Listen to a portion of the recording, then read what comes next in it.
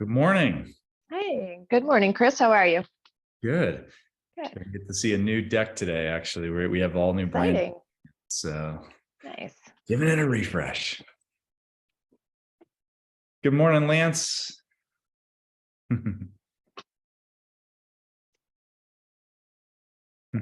So as folks roll in, we'll give everyone a few minutes to get here, and then we'll get started.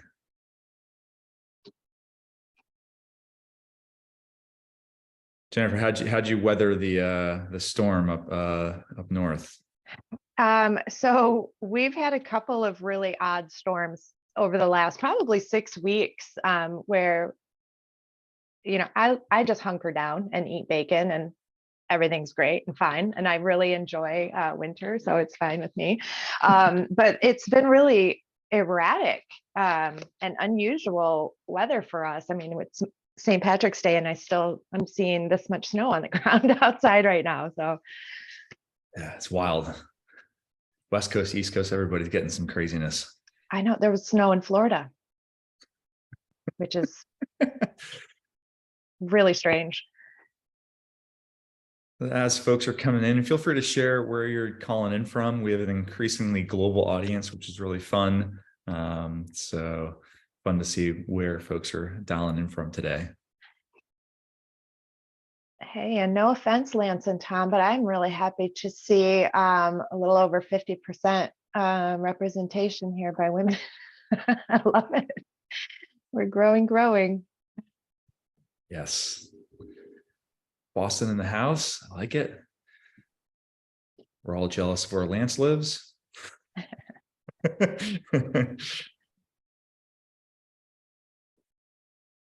All right, so we'll get kicked off here. So my name is Chris Samilla. I am one of the co-founders of PL. I'm joined by Jennifer Ritchie here today, who's one of the top team members helping us on a variety of things, but most importantly on women in partnerships. And so she'll be giving some more context about that part of the community. But the conversation today is really to give you some more context around how do you get value from your membership and partnership leaders, and how do you make the most of your time here? Things are changing quickly as the organization's growing, so month to month we're actually launching a whole bunch of new initiatives and whatnot. So I'm glad everyone's here. We will record this session. It'll be dropped in channel 40 in Slack, so you can always go back and reference it. And at that, we'll go ahead and get kicked off. And thank you, Jennifer. Jennifer will be helping me also man any questions that we're getting as we're going along here. So feel free, if at any point you have any clarifications on things, feel free to drop it in the chat window. I'm going to be womaning those questions. Yes, never really thought about that. Yeah, there's all kinds of it's the small things. Thank you for catching that. So yeah, welcome to Future Partnerships. We've been doing this for 4 years, but it's this organization's really accelerated in the last year, especially on the backside of Catalyst, which is a big annual conference we do each year. The purpose of partnership leaders is really to give everyone a place to have a community that's really focused on partnership professionals. We have a huge contingent of people in the technology industry. We have a growing number of service providers that work with technology companies on the partnership side of things.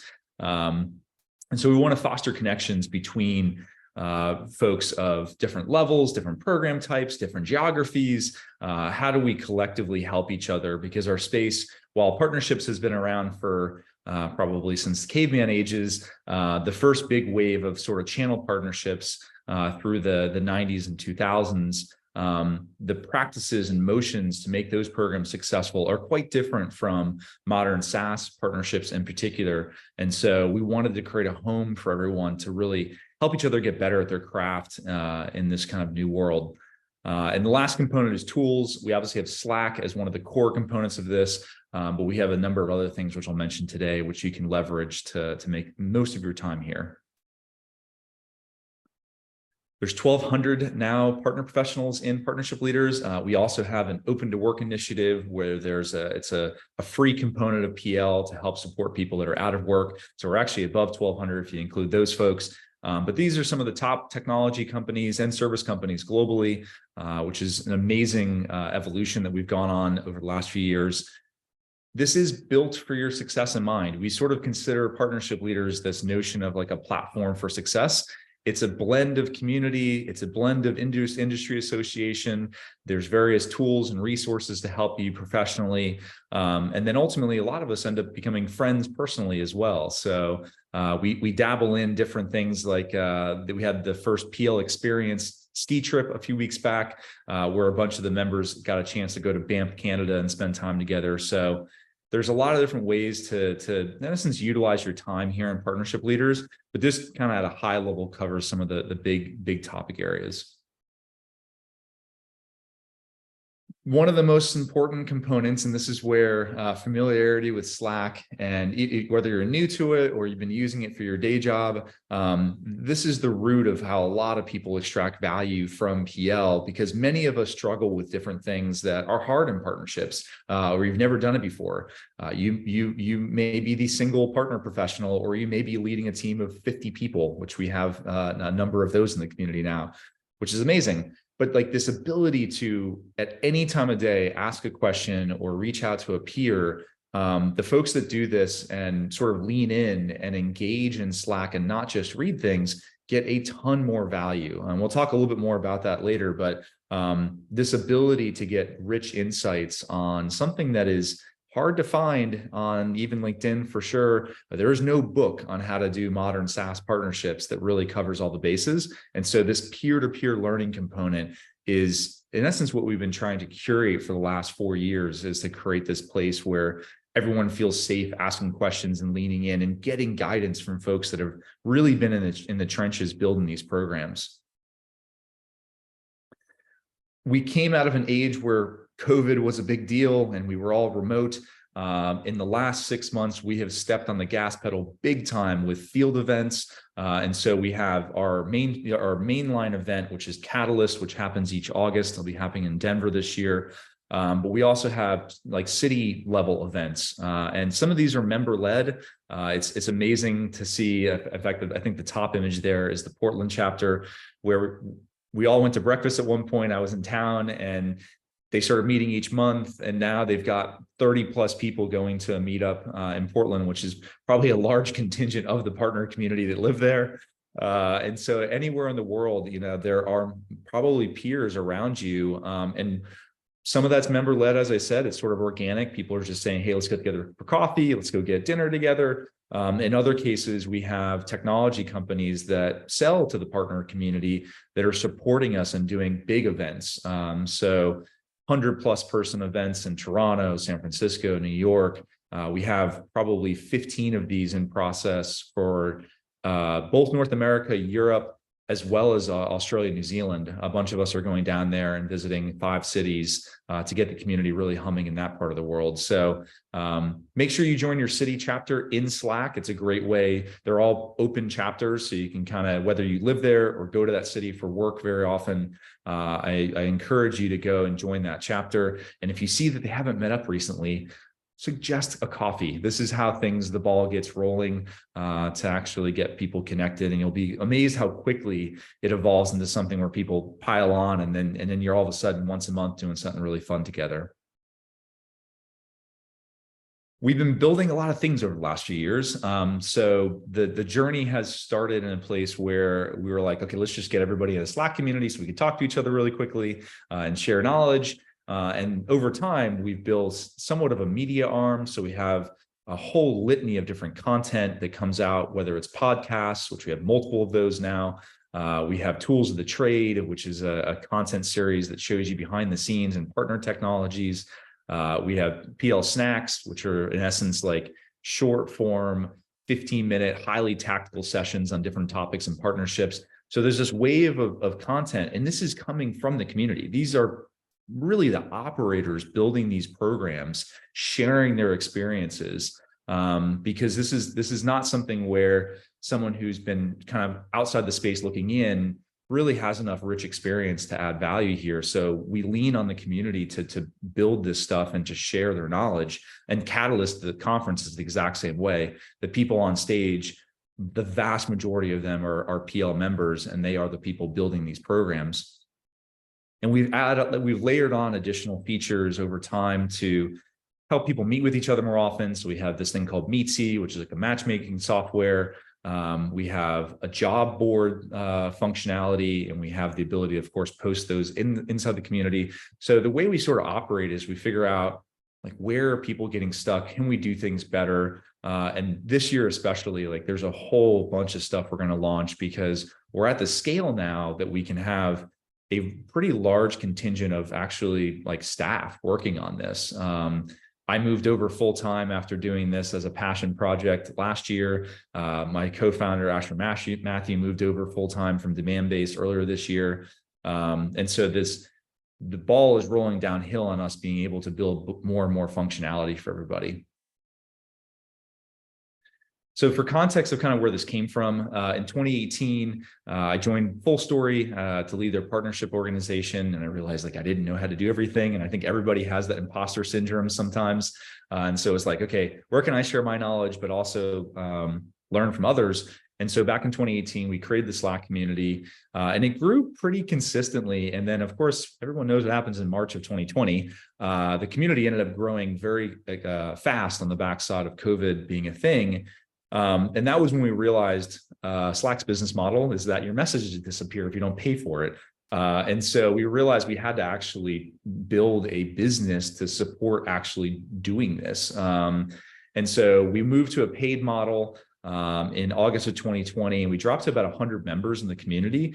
And the interesting thing was that the community actually got way better, because when you're investing in something, you're going to engage more, you're going to help people more. And so this created this really strong foundation for us to build on top of, so that we could be where we're at today, which is closer to 1,300 members. And we'll probably double that by the end of this year.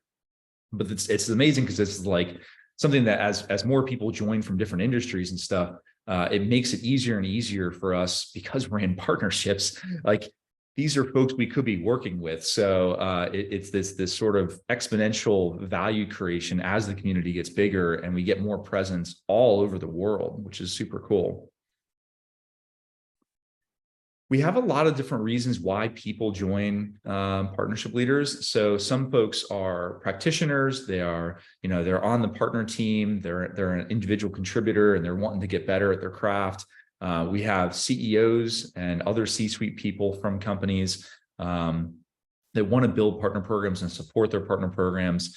And then we have a lot of entrepreneurs. So we've tried hard to connect the dots between the partner technology companies, the Reveals and Crossbeams and M Partners of the world, getting them closer to the community so that like we could help guide them on the stuff that we need. We're probably one of the least served personas of any go-to-market team when you look at the technology stack for our space. And so there's a lot of innovation happening now, both with venture-backed companies that are in later rounds of funding, as well as smaller startups that are just getting going. And that's like, how do we help them get out there, get in front of the members, get guidance from them? For a while, we had this thing called Partnership Leaders Investments, where we actually created an angel syndicate inside Partnership Leaders to help support those companies get going. We would ride in as like kind of like a secondary investment group to a lead investor. And because like the VC space has slowed down a good bit, we've paused a lot of the PLI stuff for now. But aspirationally, that vision of like, how do we help get these companies building the things we need for us to make our jobs easier is something that we like really care about, so that we're not all just like stuck in Google Sheets for the rest of our lives. The other component is we have a lot of folks that want to build a professional like brand presence. And so I'll jump back to this slide, but this gives you a sense of like who follows partnership leaders, like, how big are the companies, what kind of, roles are they in? There's a great opportunity for folks to share their knowledge, and we can use PL as a platform to get that out to the community and globally. We have 12,000 followers on LinkedIn, which is probably bigger than most of the partner tech companies in the world, which is pretty wild. We have blogs and podcasts and all kinds of ways. And so we're trying hard to figure out, where do people have really great stories they can share so we can help collectively get better at partnerships. And so I implore anybody, and Jennifer's seen this firsthand, is like, how do we get folks that, want to share something, give them a platform to do so, and reach a pretty broad audience? And so I encourage you to reach out to me or anybody from our team if there's something that you've figured out and you're really proud of, whether it's launching a referral program or how do you get integrations adopted super quickly. How do we get that message out there to this audience, which is increasingly global and diverse? I'll go back one slide here, and Jennifer, I'm going to let you also kind of tag in on this one of this notion of like, where do you start your journey? And I think a lot of folks are somewhat, they're passively kind of ingesting stuff, especially when you first get in the community. There's a lot in that Slack group. There's 4 years of conversations, and so it can seem a little bit overwhelming sometimes. But the number one thing we've seen is if you lean in and you engage and you ask questions and you respond to others and you join roundtables, you are going to have a much richer experience in here. Jennifer, anything to add to that? Yes, I'm one of those readers and lurkers in the big channels.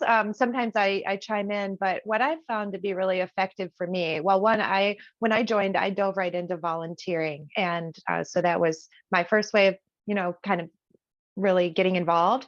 But what I found is worked really well for me is making one-on-one connections and just connecting live and starting conversations outside of the conversations that are written out in Slack. So that just happens to work better for me.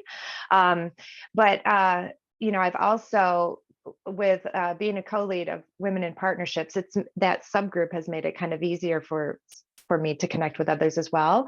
And I have become a mentor through that program. And that's been one of the best ways to really, get involved in support too.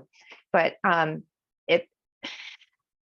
don't be too shy for too long, I guess is what I would say. So like, if you have a burning question, what Chris told me when I first joined was, there are probably 80 other people that have the same question that you have, and they're also feeling shy. So if you have a question in this, go ahead and add it in, or post it in Slack, or find an expert that seems to know what they're talking about and contact them one-on-one. But yeah, the more you lean in, the more you get out. Yeah, it's totally true. Everybody who asks the question, there's a bunch of people that are probably working on the same thing. And so that creates an opportunity for you to connect with them one-on-one. They will, they might reach out and DM you. You might strike gold and end up in a Slack thread that there's like 25 people engaging on it. We've seen that happen where it's like, oh yeah, I guess like nobody really knows how to do this really well. And so it creates this really interesting environment for us to like collectively figure out the best way to do it. Because it's fun. I mean, we in essence are building how partnerships will work for the next decade, which is an amazing opportunity. And you can directly contribute to that, which is super fun. I'll pass the reins back to Jennifer to give some more context about a really special part of the community. All right, thank you. I was trying to hold back on saying too much about WIP because that's what I want to talk about all the time. All right, well, hi everyone. Thanks for joining us. So, sorry, I'm a little scattered this morning, apparently. I'm a co-leader for Women in Partnerships, and we are a subgroup within the community. We're just over, I was just checking in Slack, we're just over 440 members strong now within the community, which is fantastic. And our mission really is to help the women within the partnerships industry gain equity. Really in the space. So our mission is to elevate the women in the community because there are so many brilliant women in partnerships. It's just we are still facing many of the kind of legacy issues for women in tech and in business in general, where just, I think it's 85% of business development leaders are still men at the top. And so we have worked to build a thriving sub-community of women leaders where we are all supporting each other and elevating each other through our various initiatives. All of the initiatives are volunteer-led or member-led. We have a core committee of 13 women, I think soon to be 14 women, who come together monthly to, and are continuously working on these initiatives, but come together monthly to, work out essentially how we're going to continue supporting each other. Chris, this is the weirdest I've been in one of these calls. So I'm going to apologize. I'm having a human moment You're this fine. morning. My brain is just You're doing like great. all over the place. So anyway, we do have a private Slack channel, which we call our safe space, where we communicate all kinds of things and make connections. We have a monthly community meetup call that traditionally has been pretty informal, but as of late, we've had a really phenomenal member, Sam Yarbrough, step up to add some structure to those discussions. So we are discussing, not only things that women face in career advancement, but also very tactical things around partnerships too, because let's face it, I mean, even though we're all dealing with the same issues in partnerships, sometimes the issues that women come up against in their roles are just different. So Sam is putting some structure around those meetup calls. We have people that are coming in from all over the world now, and that's happening just like the community. It's happening very organically. It's really exciting. We do have a LinkedIn page and a couple of members that run social on there, and we're working on enhancing that to make sure that we're elevating the right message out in the marketplace. But we just had passed 1,000 followers on LinkedIn. We have what's called Think Tank, which I always call it Not Your Mama's Book Club, and I apologize if you can hear the train in the background here. But essentially, Think Tank is a moving to bi-monthly book club / readers club, where we're actually moving from book to a think piece series that's focused on things that women struggle with or come up against, and essentially it's a space for us to discuss kind of the big and critical ideas that we're facing all the time. We just now are wrapping our first mentor cohort or mentorship program cohort. So this is a program that is being incubated for partnership leaders within the Women in Partnerships community, and was started because a member of the community raised her hand to say, I think we need this and I want to start this. So that program for WIP specifically has been led by 3 members, and we're just now at the tail end of it and looking at how we're going to continue that forward. And eventually, I think partnership leaders, and Chris, correct me if I'm wrong, but I think that will become a community-wide type program. Elevating women's voices is extremely important to us. So we actually have a proactive program called Women in Partnership Speak, where we reach out to the community and recruit speakers for events. Our goal is to drive equal representation on every single partnership leaders event that is hosted, and that includes Catalyst. And then we have a spotlight series. So we have interviews and blogs written about the members so that we can help elevate their profiles in the marketplace. So lots going on, and the dedication of the women on the committee is absolutely what makes this happen. And then of course all the members joining in on the initiatives keeps it rolling. So looking forward to seeing at least half of you there. I just did a count there. I think 7 women on this call today. So welcome. And by the way, if you're for whatever reason, if you didn't get automatically added to the Women in Partnerships channel, because it's a private channel, in the help desk channel, you can request to be added to that. If you are non-binary or in the LGBTQ community, that's also a space as well. If you're welcome to join. Thank you for mentioning that, Chris. Normally I do. So we're no longer in the days of male versus female, although the big issues still lie there for a lot of women as far as breaking ceilings and whatever. But the intersectionality of gender, color, all of those things are taken into consideration in our initiatives too. So absolutely, thanks for mentioning that. Sweet, thank you, appreciate it, Jennifer. So the community is also very global in nature now. About 1/3 of the community, I believe, is in Europe, with the large concentration in London, especially. It's probably our largest chapter in Europe. My good friend Alexei, based out of Greece, he leads partnerships over at Chili Piper, which is a really awesome kind of sales enablement solution. They So Alexi's pulling together right now, actually, a big event for Paris and London for the last week of June. So that'll be announced here, hopefully in the next week or so. But we are increasingly focusing on how do we create more content in time zones that are global in nature. So anticipate if anybody's dialing in here from Europe, you'll be seeing a lot more content, webinars, roundtables, et cetera, that are not just US time zone stuff. And then amazing momentum in APAC. So if you have a desire to work with partners down in this region, you'll be heartened to hear that this is a very fast growing region for us. So there's a lot of, especially in Australia, there's dozens of new members joining. We're going down there next week to really get things accelerated even more. But Des Russell and Brian Williams have been doing a fabulous job helping us get in that region moving. There are city chapters for a lot of different cities. You're welcome to look in the Slack directory and see what cities are out there.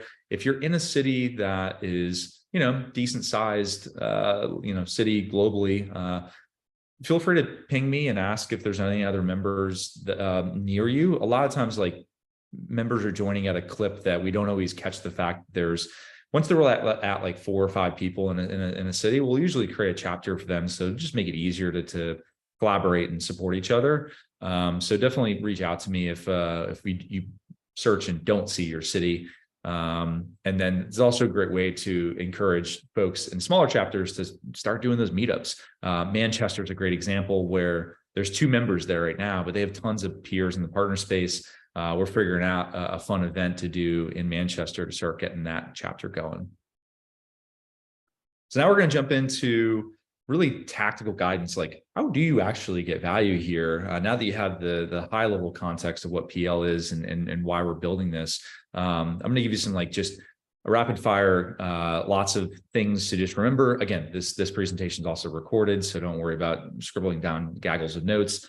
You'll have the slides and the video to reference back. But this will help you kind of get oriented as quickly as possible. So there's a lot of different needs that members have, and those correlate to different features in the community. In particular, ones I'll mention on here, like Meetsy, I encourage you to sign up for that. It in essence matches you with somebody else in the community on a certain periodic cadence. It's kind of like Donut, but a little more advanced. We're going to be rolling out a new version of Meetsy here in the next few weeks, I think, which will make it even easier to use. But the idea is you just get kind of linked up to somebody else on a certain cadence.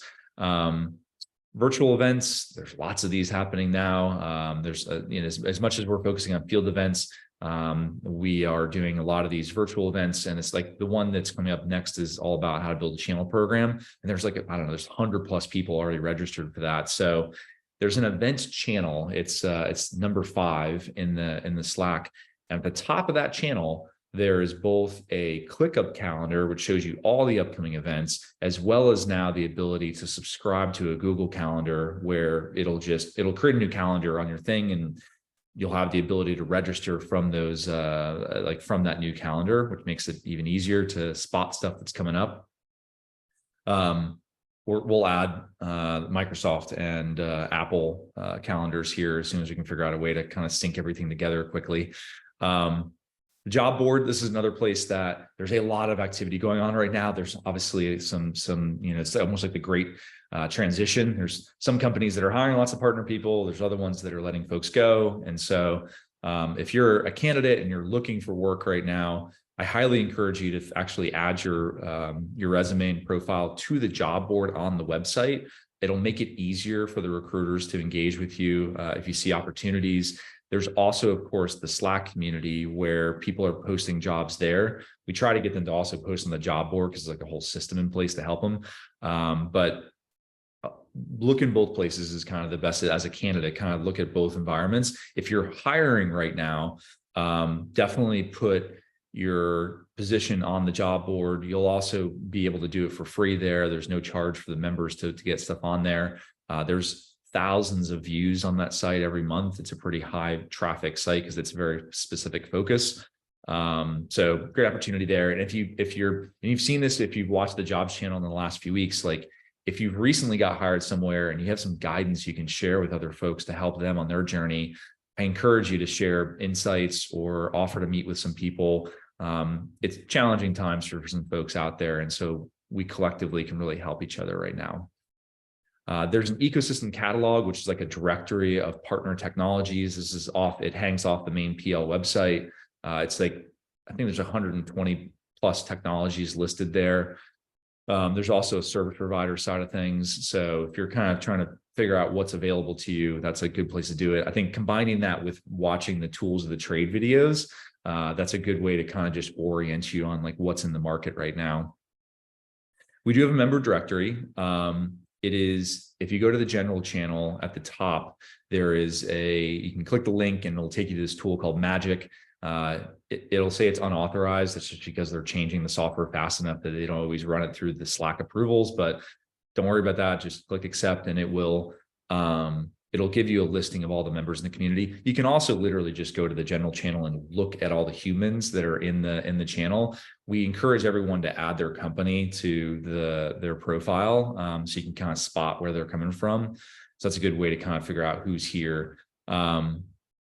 And then there's a number of other things here, which we'll kind of dive into in a few minutes. But Slack best practices, what I mentioned earlier, please add your company to like in parentheses behind your name. Also add a picture. It's really boring if it's just like the little colored box for Slack. Add a nice picture of yourself or where you live or whatever you want, just something dynamic from a photo perspective. Feel free to add also like your LinkedIn link to your Slack profile name. Or some people even have emails or phone numbers on there, depends on what you're comfortable with. But it's just easier for people to get in touch with you that way. And then when posting, try not to post across numerous channels. If you do have something that's relevant for multiple channels, just post in one and then copy the link and drop it in another channel. More times than not, though, better to just create one thread, because otherwise you get stuff that's getting threads in different places and it makes it really kind of messy. We have 1,300 people in here, so we try to curate as much as we can so it doesn't become painful with all the messages. We thankfully don't have like gaggles of messages every day. Most of the questions are decently deep. And especially if you search in Slack, there's 4 years of conversations about stuff. And so it's a great way to kind of reference back and see like who's talked about a partner program agreement, or how do I approach doing referral programs? There's some best practices out there on how to use the Slack search. Has got some nuances to it, but there's like things where you can be like, from a certain person and the topic, or in a certain channel and the topic. That's a really good way to kind of like narrow in on something that you might be wanting to research. And I know there's a ChatGPT thing for Slack now. We're trying to figure out if that's a good idea or a bad idea to include in the community. Engagement wise, most people are very friendly in here, thankfully. Like, we don't have folks like selling to each other very often. If it does happen, let me know. We want to make sure people are not soliciting each other. You may get people obviously reaching out to partner with you, but like nobody should be reaching out and being like, hey, buy my product. That's like not a thing. But I think, this is a safe space. We also have obviously people that are competitors to each other. So I encourage you, like, everyone knows that folks are working on tech partner programs or referral programs. If you're stuck, don't worry too much about the fact that your competitors in here, like they're probably very much working on the same things as you are. Obviously don't share anything that's like confidential in a public Slack channel, but we have in many cases for each vertical industry, like many companies all in the same space working, trying to sell into that industry. Slack pro tip, you can create sections in Slack. This is really helpful. We numbered the channels so that like it kind of keeps things organized to some extent, but there's other channels that are unnumbered. And so you can create sections based on stuff that you, makes sense for you, how you want to navigate PL. We've restricted creating new channels. We've tried to like do the best we could to get conversations kind of aggregated in different topic areas. And sometimes stuff becomes apparent that we should create a new channel. So cloud marketplaces is a great example. We just launched that this past, I guess it was last week. And there's a vibrant conversation around like, how do you work with the big cloud service providers from a marketplace perspective? We're about probably this afternoon, I'll be launching the industry specific channels. So if you're in e-commerce or fintech or digital health, like we're going to have channels specific to those different industries. So you can share news that's happening or conferences that are coming up. Obviously, good place to maybe find other partners as well. So those will be launching, I think probably this afternoon is when we'll get them out there in the public, but we're adding stuff over time. Just, use the sections thing to keep yourself oriented and not overwhelmed. This is just mentioning the job boards piece. So in the jobs channel, you can click a link and it'll give you more context on how to get the listing for free on the job board on the website if you want to. If you get stuck at any point, we have a help desk channel. This is a great way to engage with the member experience team, which is the team that I manage, where you need to change your credit card on file, or you have questions about changing your profile or whatever it might be. There's a little Slack workflow thing. That's what the little gift is showing down there, which is like right above the text bar. There's a plus indicator. And then there's these workflows we've created for the channel. And so that's a way to get, yourself added to a channel you're not in that's private, or you need to change information about your profile. That's, like changing your email is a great example. If you change companies and you need to change your email on file, like use this workflow for us to get that set up for you. And the team is responding usually within minutes to at the most an hour going by. They're very quick about getting help for folks. Jump forward. So top right corner of Slack, this is where you can edit your profile. Definitely download the Slack app. Some folks don't realize that's a thing. The web version of Slack's terrible. So definitely download the app. Download the mobile app too, if you want to. I use it all the time to read when I'm, out and about or whatever. You can also mute Slack. Sometimes I'll get on calls and I realize that people still have the audio notifications on, and I'm like, I don't know how they do that. So I would just mute Slack so you don't hear anything. It's in the preferences. You'll still get like the notification that there's a message for you kind of thing, but you won't hear the boop, boop, boop all day long. Pro tip to keep you sane. Member directory, as I mentioned, you can get to that from the general channel at the top. It's powered by a software called Magic. We may move off of this into using some other software that like makes it almost like an Airtable that's a little easier to read. So there might be some changes coming to how we organize the member directory, but everybody who's in the community is in here.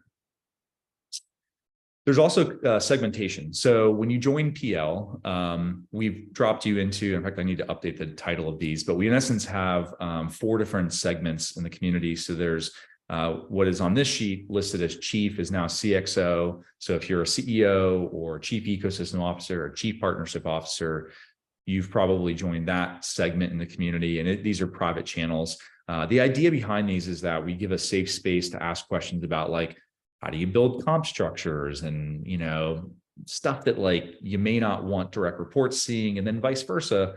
It gives a safe space for the, for the ICs to talk about things that maybe they don't want their boss to see. And so we've in essence broken this down based on like the C-suite, the vice presidents. So it's VP on here. It's not just called VPs.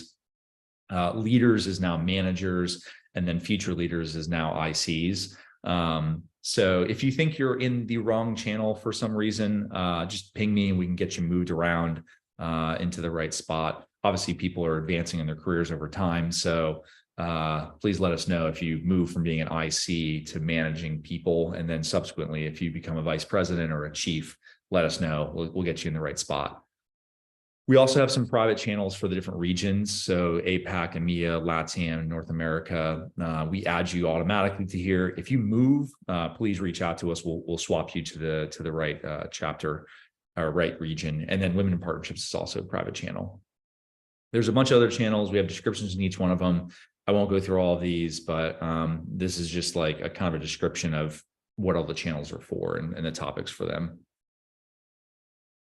We'll round things out. We're almost done here. We'll probably end a few minutes early, but I just want to mention Catalyst, which is coming up, which is the big event in Denver. This was in Miami last year. It was epic. We took a major gamble and rented the Miami Convention Center, and we'd never run a big conference before, but it turned out amazing. We had like 500 people, 450 people there.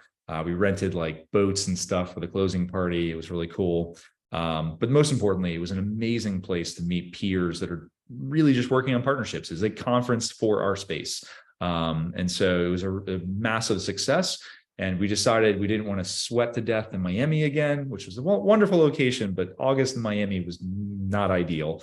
But we didn't want to move when the event was happening, because we think it's in a good spot each year, because it's kind of before the craziness of all the other conferences in September, October. But more importantly, it kind of sets us up for success for the second half of the year. So the event's been moved over to Denver. We had a ton of companies come last year from all over the world. We had people come from Europe, from Australia, obviously a ton of folks from North America. We moved it to Denver too, because like more than half the attendees came from California. And so we kind of wanted to get something in the middle of the country that had a big airport and was lovely outside in the month of August. People enjoyed it. There's lots of quotes about that. It was fun. It's in Denver. It's at the Grand Hyatt, which is right next to the convention center.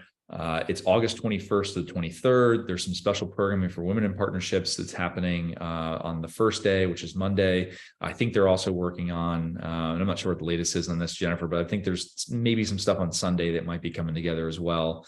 So more on that probably soon. Yeah, I can speak to it if you'd like. Yeah. Is it like, what's the latest? So for Sunday afternoon, we're exploring, and this is, oh, now I'm blanking on what company she works with, but it's led by a woman in the community, a wine tasting for women, and we're still working out audience. That's Sunday afternoon, totally optional add-on. And then the Women in Partnerships luncheon, we do anticipate a very healthy attendance there, and we're shooting for, I think, what did we have last year? 40% of the attendees were women, and I think about a third of those were able to make the luncheon. And it was, I guess, I wasn't able to make it last year, but because I fell down the stairs and broke my arm. Emergency last year.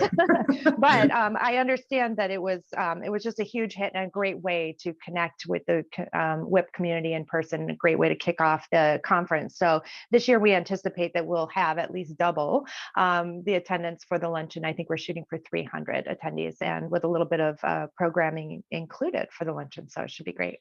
Yeah. Pumped. It's gonna be awesome. So Monday's the kickoff. We suggest people fly in either Sunday night. We do have a hotel room block available.